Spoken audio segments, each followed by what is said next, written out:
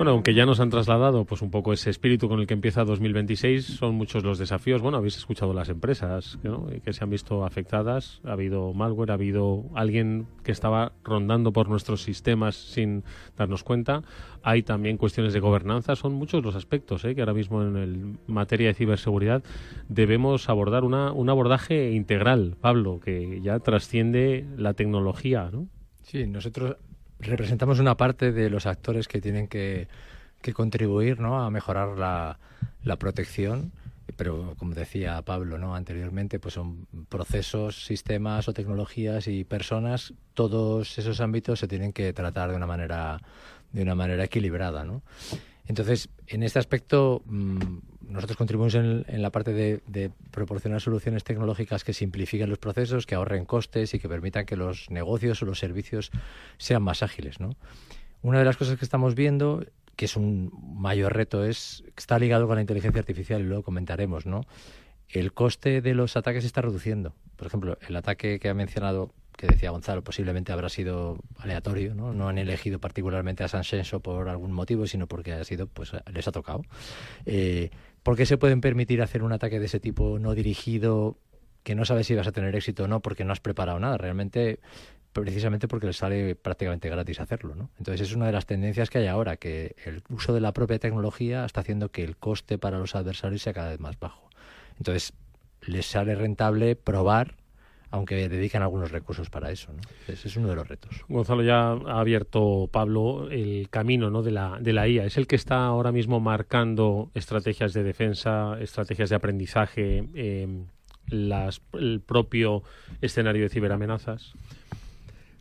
Sí, completamente, totalmente de acuerdo. De hecho, tenemos un ataque en una empresa española el año pasado, que no quiero nombrar, pero que todos conocemos, habéis ido seguramente esta Navidad a comprar algo, en el que el ataque era un ataque de generación de servicio y estaba orquestado por una inteligencia artificial, donde veían, en función de la protección que había en cada una de las partes donde atacaban, balanceaban la carga o cambiaban el tipo de ataque, y lo que orquestaba por detrás era un bot con inteligencia artificial creada por los malos. O sea, claramente ya no solo hablamos de un tema de coste, también hablamos de un tema de agilidad. Ellos antes podían tardar días en modificar un malware o crear un ransomware, un kit de ataque. Hoy tardan minutos, van muy por delante en ese sentido. ¿Qué hacemos nosotros desde el punto de vista del cliente, ¿no?, que también somos uno de los actores del ecosistema de este mundo? Intentar ir lo más posible cercanos a ellos, por detrás, nunca por delante, porque es muy complicado.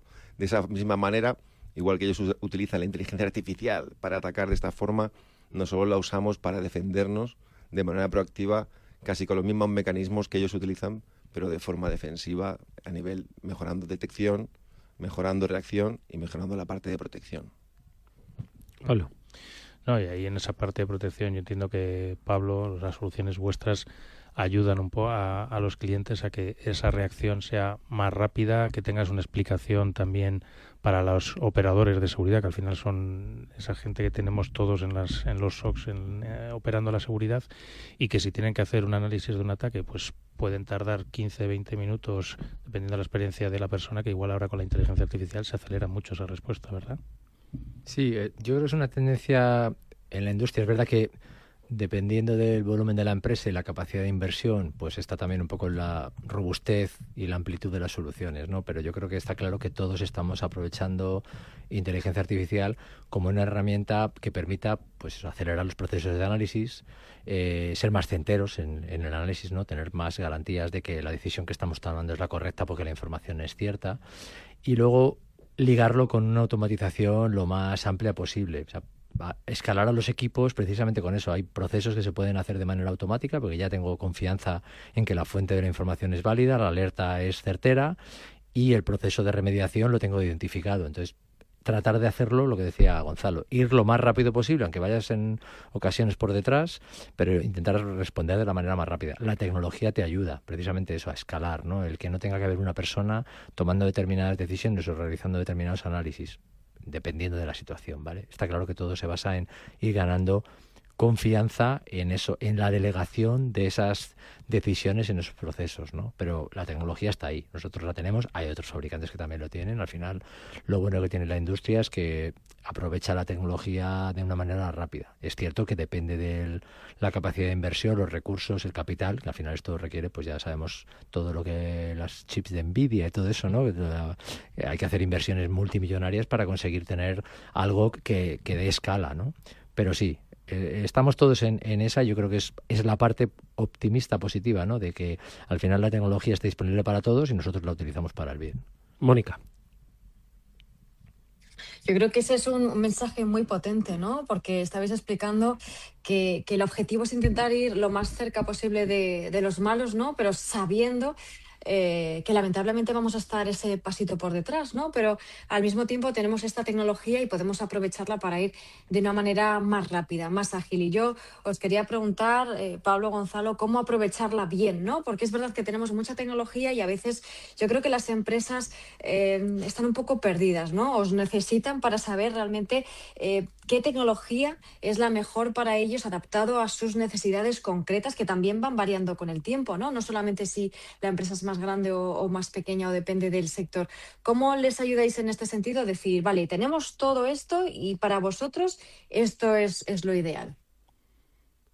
Esto es más de fabricante. Si quieres doy mi opinión, pero... Da tu opinión, a mí me interesa tu opinión. Pues mi opinión, mira, yo hace como un año di una charla en un sitio que hablaba precisamente de que yo creo que en Estados Unidos debe haber una carrera donde solamente haya gente estudiando para inventarse nombres y conceptos. ¿Qué quiero decir? Y hablaba de un ciclo, ¿no? Hablaba de un ciclo de me invento un nombre, me invento una necesidad, la vendo al cliente, el cliente la va a desplegar y antes de que la pueda explotar vuelve a salir un nombre nuevo y vuelve a pasar el círculo. ¿Eso qué significa? Estamos inundados de soluciones tecnológicas en las empresas. Cuanto más presupuesto, más de ellas hay. Y efectivamente, como dice Mónica, no se están usando del todo en todo su potencial. ¿Por qué? Porque, entre otras cosas, hay muchos diferentes fabricantes, hay muchas diferentes soluciones y es difícil llegar a un nexo de unión en el que le pueda sacar partido. Es que no hay tiempo material. Enseguida viene algo nuevo que parece que lo pintan como algo nuevo y no deja de ser algo muy similar con una mejora mínima. Automatización ha existido toda la vida, RPAs ha existido toda la vida, hiperautomatización ha existido toda la vida. La gran diferencia quizá que yo veo con la parte de inteligencia artificial es que tiene la parte contextual. Es decir, no es yo una orden de veo esto, ejecuto esto, ¿vale? No es un si tal, entonces hago esto. Sino que hay un paradigma, un mundo más abierto, donde además hay cierta comprensión en función de cómo tú lo configures. Ahí es donde nosotros podemos, creo, ver el valor de los productos que mezclan la inteligencia artificial y que nos hacen de esos millones de información que tenemos dispersada en diferentes tecnologías o la misma tecnología, dotarla de un sentido y filtrar, ¿no?, el grano de la paja para realmente que lo que salte, que lo que salga, sea donde haya que poner todo el foco al 100%. Porque si no ocurre que aunque tengas una legión, iba a decir de chinos, pero puedo decir japoneses o de murcianos, o sea, me da igual, una legión, yo soy de Murcia, una legión de personas detrás, da lo mismo, vas a llegar tarde, no lo vas a hacer bien y quizá no estás en el foco. Hoy en día vemos muchísimos ataques que son primero una cortina de humo, están distrayendo los sistemas sobre todo aquellos equipos de respuesta, y por el otro lado te están haciendo un ataque real. Y con la inteligencia artificial yo creo que sí podemos llegar al punto en el que digamos, vale, esto suena a que aquí hay un posible ataque, pero no pongamos todos los recursos en ellos, porque hay otro riesgo en otro sitio que es importante y que hay que atender. Y si no podemos atender, no te preocupes que yo estoy programado para hacer algo contra ello y al menos tener un bastión inicial hasta que luego lleguen las personas que sin duda, lo ha dicho antes Pablo también, yo siempre digo, la inteligencia artificial es maravillosa y puede alcanzar a hacer cosas increíbles, pero no es lo que es cómo se usa para mí, ¿no? Pablo. Sí, yo por mi lado, a ver, es una reflexión que nosotros hacemos muchas veces, ¿no? Somos muchos fabricantes, nosotros somos uno de ellos, ¿no? Con ilusión e interés en tratar de resolver los problemas, pero es cierto que hay que ser muy claros en la conversación con nuestros clientes al final, ¿no? Porque reciben muchísima información, a veces catálogos de información, y lo que dice Gonzalo, muchas veces con poca claridad. Nosotros intentamos hacer las cosas de una manera diferente. En primer lugar, entendiendo cuáles son los retos en los que nos estamos enfrentando, cuáles son los problemas que hay que resolver. Antes de utilizar siglas, no hablamos ni siquiera de nuestros productos, es ¿a ti qué te pasa, ¿no? ¿O qué te preocupa?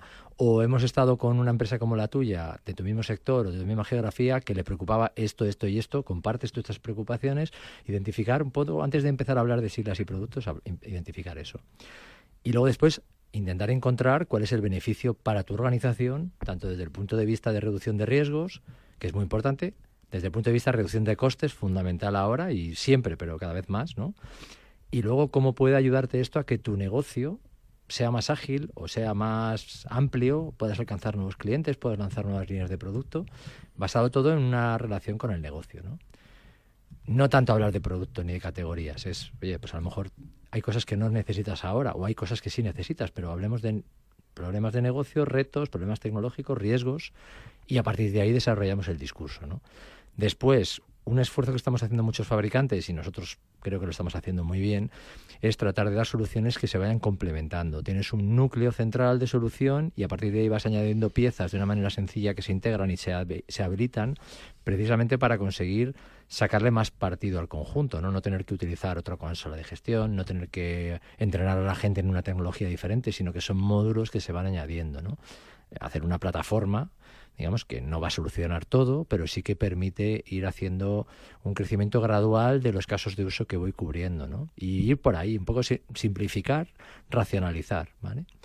Y por último, hay una cosa que sí que nosotros proponemos y seguimos pensando que es la mejor solución, es, ante la proliferación de todo tipo de amenazas, etcétera, utilizar una filosofía de confianza cero, ¿no? Zero Trust o confianza cero, que es realmente en muchas relaciones tecnológicas de usuarios con aplicaciones o con mis terceros, confío demasiado, ¿no? Pues les doy acceso a la red, a terceros, cuando realmente no necesitaría hacer eso, cuando tienen solamente que consumir una de mis aplicaciones, ¿no? Entonces, de alguna manera, utilizar esa filosofía de no confiar en nada y tener mínimos privilegios el mínimo tiempo posible, la tecnología lo permite, y de esa forma, si encuentras un adversario que, por ejemplo, te roba una identidad, el usuario que tenía esa identidad no es confiable, el adversario tampoco, de manera que no hay un abuso de confianza que permita al adversario ganar privilegios excesivos con una filosofía más tradicional, ¿no? Entonces, confianza cero.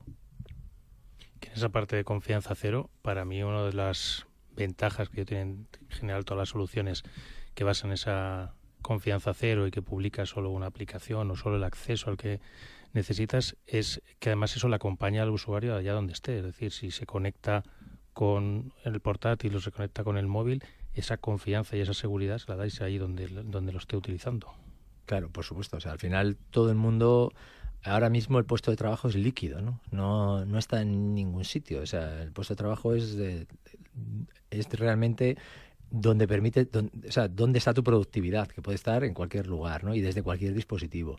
Y no solamente para ti, sino cada vez hay más negocios que externalizas funciones o externalizan procesos que son críticos para su negocio, que lo hacen terceros. Ni siquiera tienes el control del dispositivo desde el que accedes, ¿no? Entonces, de esa manera, todo se licúa mucho.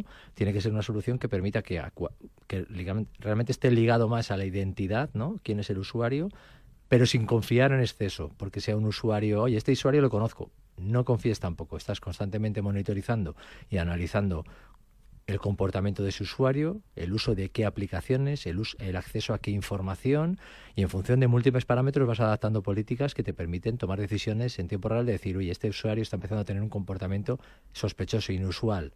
Pues ya el nivel de riesgo va subiendo y llega un momento que puedes tomar decisiones de, oye, pedirle que se verifique otra vez la identidad con un mecanismo más robusto, o en el caso peor, cortarle la conexión si ya se ve que hay una cosa muy anómala, ¿no? Entonces hay que adaptarse, pero la tecnología ya lo permite.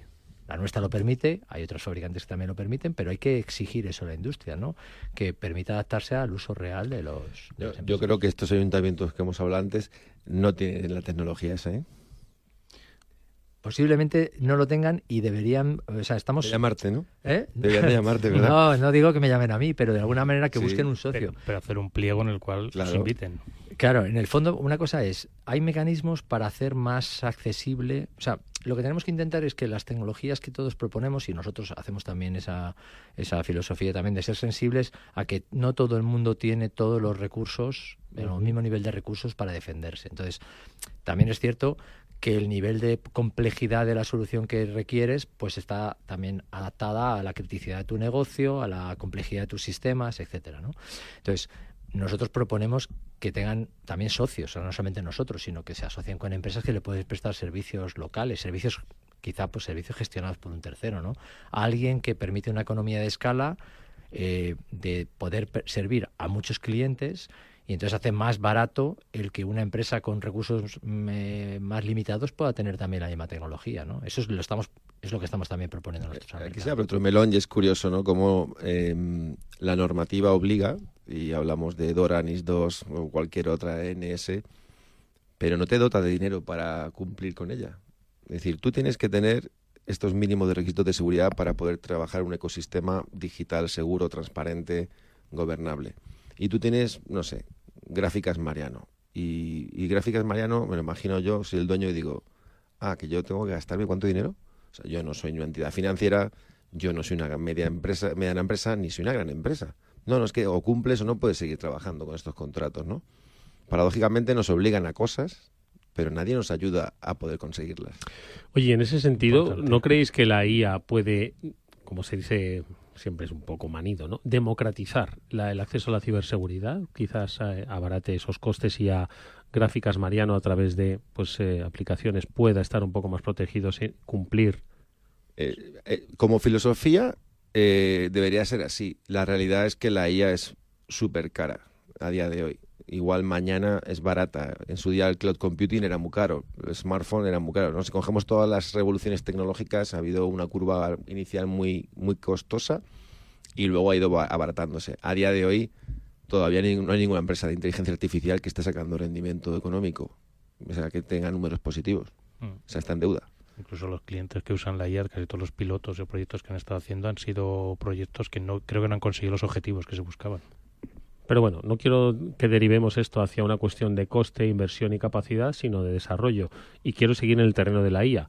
Es cierto que evolucionará, como está evolucionando vuestro sector, las estrategias de defensa, las estrategias de ataque de los malos, la IA. Antes lo habéis comentado, pero quizás para el común de los mortales todavía estamos en la IA generativa, pero ya cada vez con más fuerza se está hablando de la IA agéntica, ¿no? Entonces, habladnos de ese estado y esa evolución de la IA. Bueno, a ver, es verdad que la gente confunde la inteligencia artificial con muchos conceptos y lo hemos metido todo en un mismo paraguas. Es igual que hablar de ciberseguridad. Bueno, es que ciberseguridad es una pata más dentro de lo que sería, yo lo llamo seguridad digital, y luego dentro hay 1000 cosas, ¿no? Y todo el mundo dice, no, yo hago uso de la inteligencia artificial. ¿Seguro? ¿Qué usas? ChatGPT. Usas inteligencia artificial generativa, ¿vale? Porque al final te está dotando de una capacidad de razonamiento y de hablar y de entender.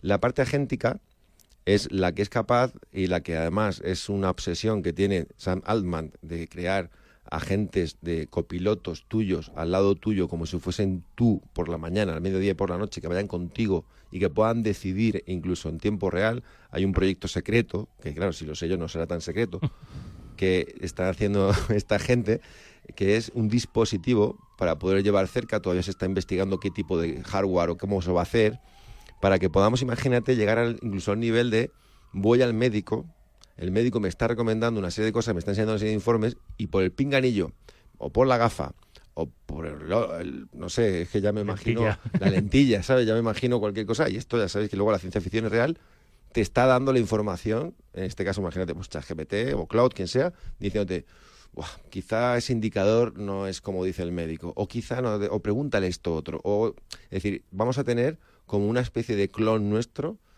totalmente todo el rato 24/7. Y eso es hacia donde quieren llevarnos con la gente, con los agentes. De momento, los agentes son muy prácticos, son muy útiles. Yo creo que todo el mundo usa agentes. Hay una estimación, de hecho, de que de aquí a un año va a haber un uso medio de casi 200 agentes por persona que usa la inteligencia artificial el día de hoy. Madre mía.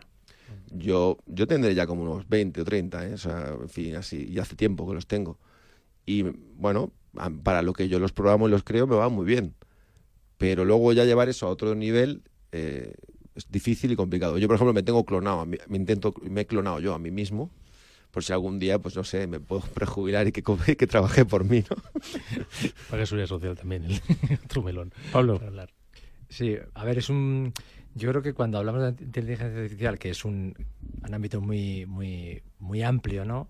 Los tres, digamos, dominios que nosotros vemos más frecuentemente, pues está la inteligencia artificial generativa, que lo están empezando a utilizar muchísimas empresas, pues para facilitar el acceso a la información, para poder tener una interfaz de usuario más amigable. Al final hablas con una máquina que te entiende, ¿no? Y te responde a lo que digas. Inclusive ya no tienes que utilizar tanto el ratón ni formulario, sino eso va a seguir aumentando ese uso, ¿no? No te digo ya a nivel personal, sino a nivel empresa.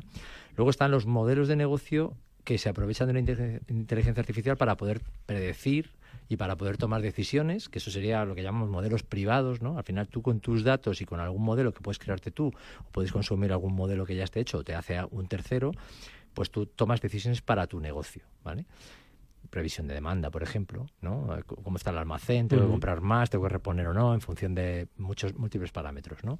Y luego, por último, como estábamos hablando, lo del tema de los agentes, ¿no? Que en el caso de la empresa, lo que estamos empezando a ver, no todas las empresas están muy avanzadas en eso, pero las empresas que tienen más recursos sí están empezando a hacer una apuesta decidida por eso, es qué procesos dentro de la empresa, procesos administrativos, procesos de negocio, puedo automatizar de manera que no sea necesaria una persona para realizarlos, sino que máquinas entre sí, agentes entre sí, hablan y en función de qué información comparten se van tomando decisiones. O sea, hay una acción relacionada con ese intercambio de información, ¿no?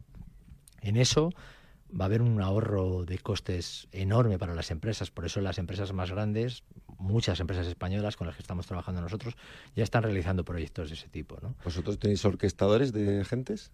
Nosotros hacemos mecanismos para poder controlar que no haya problemas de seguridad primero. Sí, eso sí. Salir, que saques un agente de su modelo, que las APIs de las que obtienen información sean seguras. O sea, tenemos un proxy, digamos, ¿no? Que en el medio nos ponemos y puedes controlar qué sucede ahí, qué información sube, qué información baja.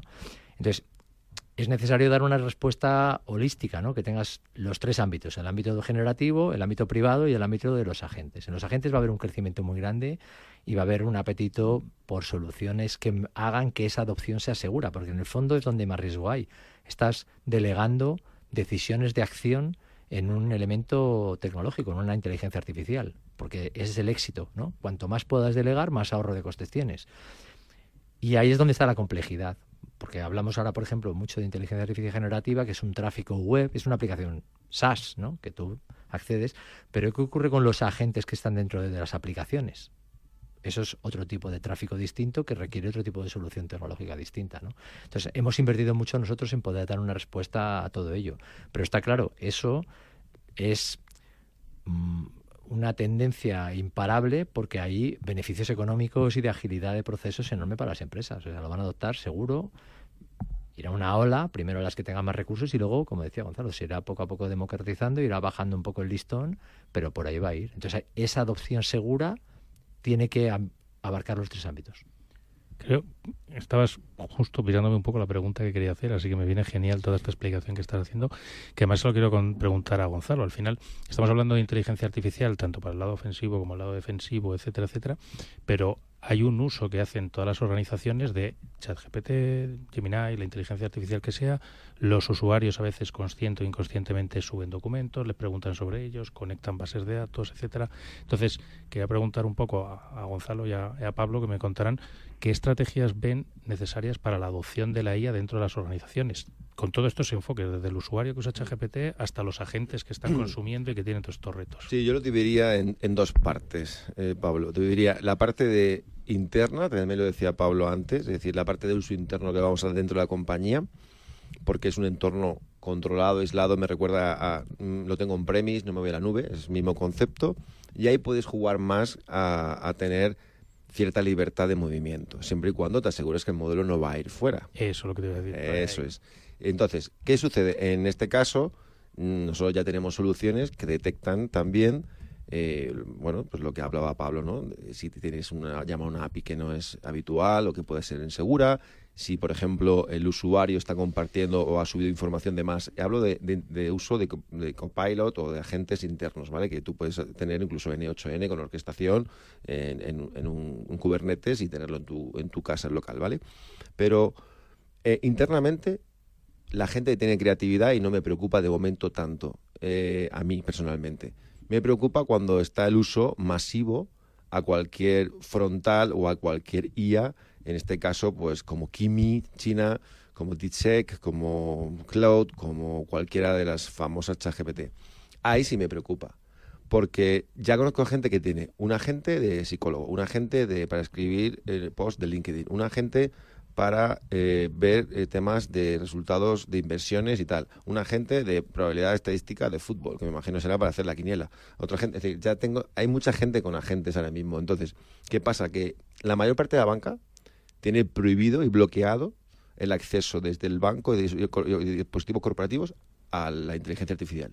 En Bankinter no. Se tomó la decisión de que no lo íbamos a bloquear, porque pensamos que es parte de la evolución que tiene que tomar la gente. Lo que hemos hecho es tecnológicamente controlarlo.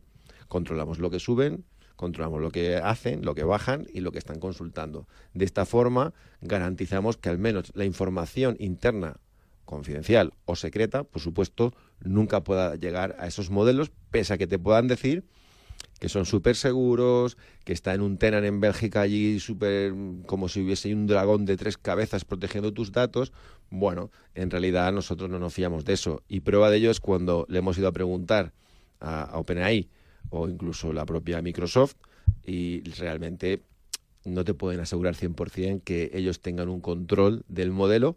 Y a mí es que, de verdad, yo cuando veo a Sam Altman hablando diciendo que no puede predecir lo que hace su modelo porque se les ha escapado de las manos y lo que hace ya sale de su control, pues la verdad que a mí me impresionó bastante, porque yo no sé si es que es una manera de decir no te voy a dar el documento de cómo funciona o no te voy a decir que está aquí todo mezclado, o si realmente es que es un monstruo tan grande que se les ha ido de las manos en realidad. Mónica.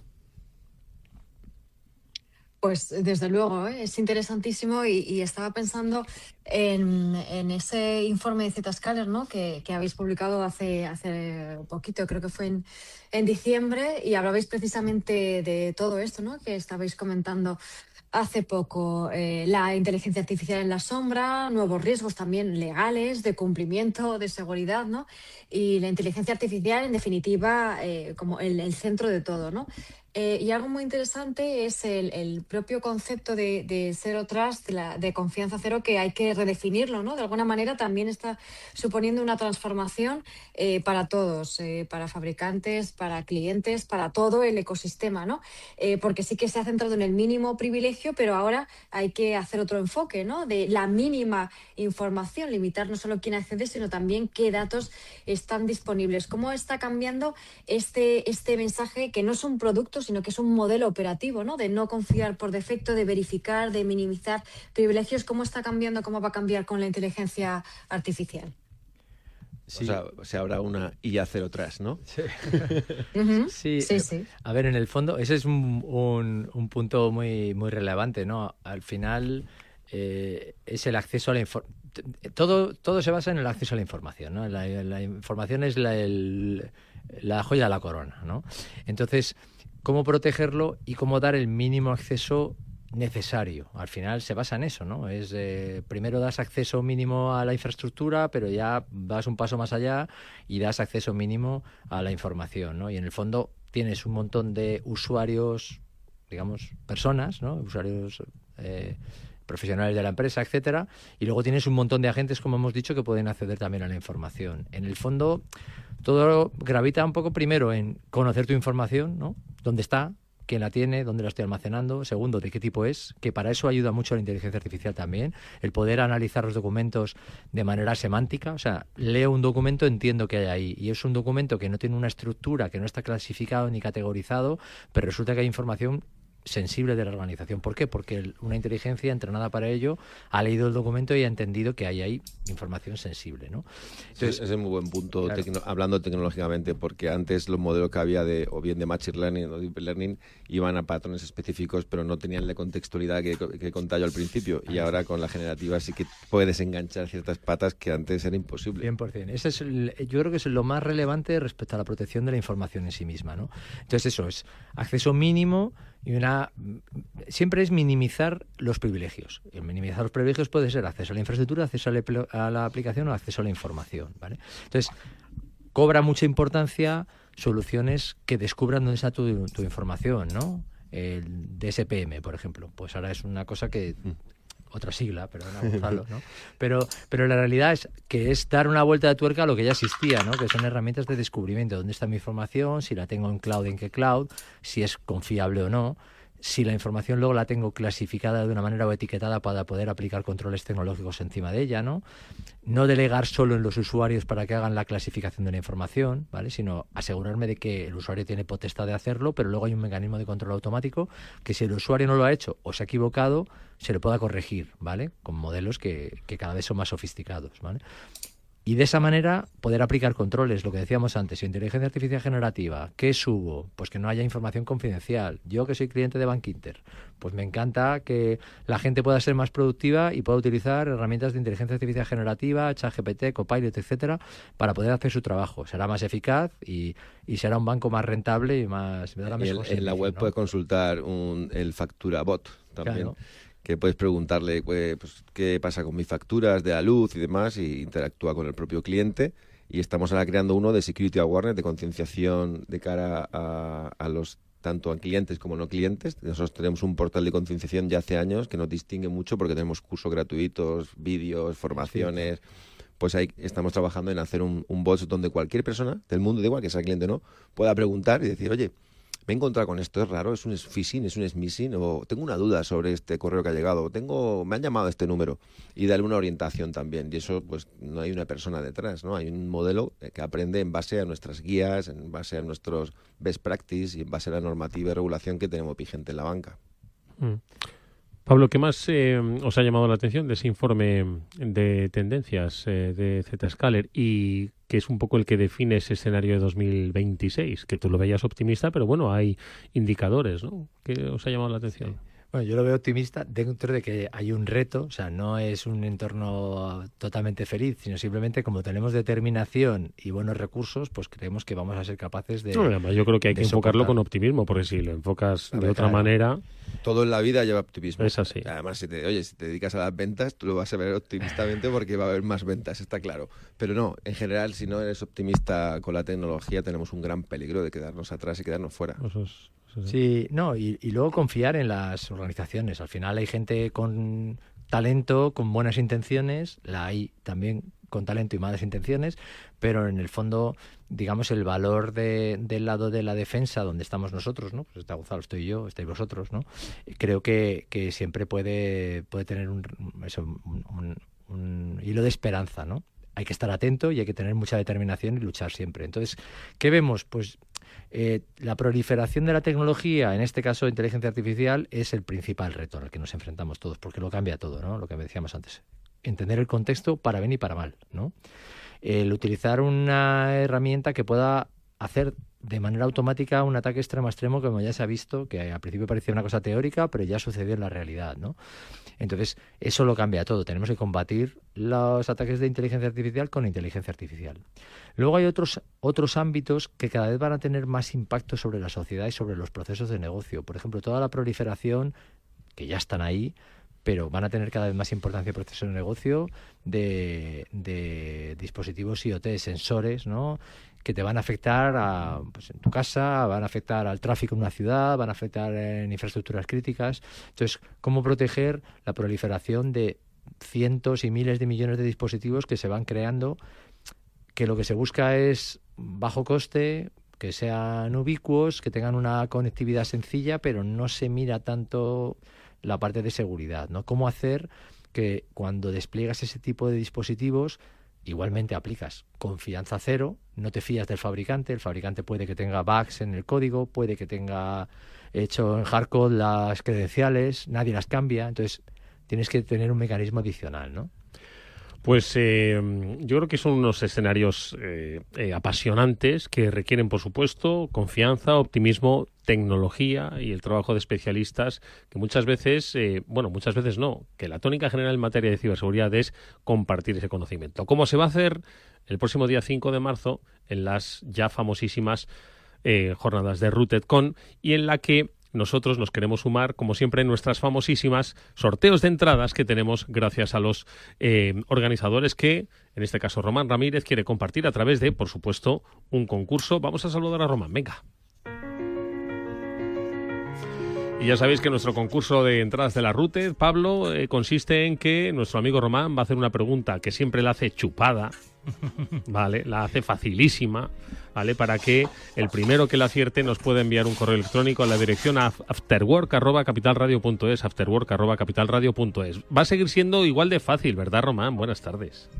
Buenas tardes, muchas gracias por invitarme. Oye, un placer. Del 5 al 7, el próximo marzo, ya tenemos una nueva cita de la Rooted.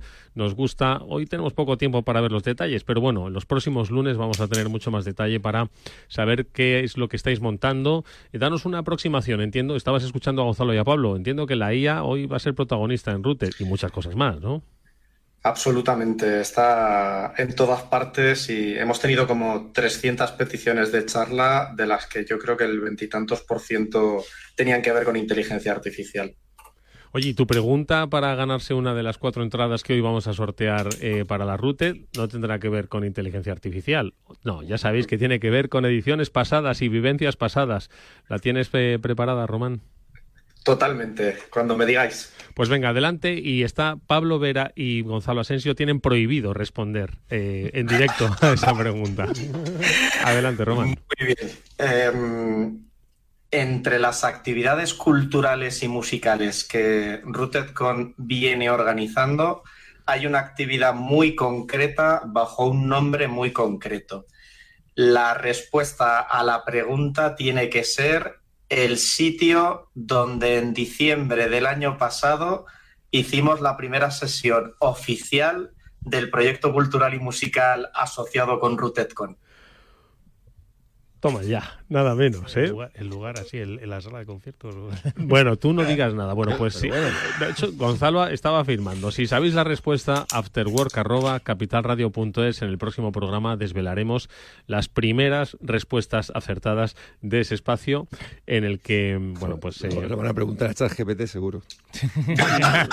Igual no llega hasta allí, pero bueno, ahí tenemos una de las primeras cuestiones planteadas por los amigos de RootedCon, a los que el próximo programa, por supuesto, les vamos a tener más tiempo y dar la oportunidad de que nos expliquen, pues ya lo que estaba apuntando Román, que muchas solicitudes de conferencia, muchas ganas de hacer comunidad, por supuesto la IA va a ser protagonista, pero también muchas otras cosas que espero, Román, nos podáis contar en los próximos días hasta ese día 5 que comienza la nueva aventura de Rooted. Román, como siempre, muchas gracias por vuestra generosidad y tu acompañamiento estos minutos. Un abrazo. A vosotros, Edu, muchas gracias. Y por supuesto le damos las gracias a Pablo Vera y a Gonzalo Asensio, que nos han acompañado hoy, pues analizando un escenario que, como decimos, es fascinante en lo que a ciberseguridad se compete en todos los niveles, ojo, desde los de información, cultura, los normativos y por supuesto los tecnológicos. Esperamos veros nuevamente por aquí. Podéis responder ahora anónimamente a la pregunta que ha planteado Román y ganar una de las entradas. Gonzalo, muchas gracias, ha sido un gusto verte. Muchas gracias, Eduardo, y muchas gracias a todos por la invitación. Por supuesto, Pablo, muchísimas gracias. Muchas gracias, un placer.